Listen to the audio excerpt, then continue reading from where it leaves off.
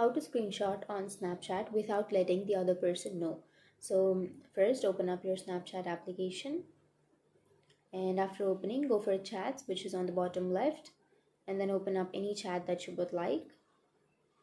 And here, let me tell you one thing, that on Snapchat, we don't have an option to secretly screenshot something. But what you can do, like if you have an Android device, then you will have an answer to that.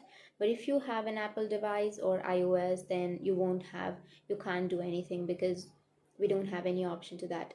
But on Android, you can simply go for screen recording. You can record the chat and it won't notify the other person that you have recorded that chat.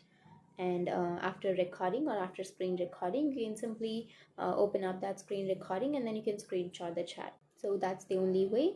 But on Apple devices, we don't have that option. And that's it. And we don't have any option to screenshot without letting the other person know. We just have an option to record the screen, and that's it. And if you have any questions, feel free to comment below. Thanks for watching.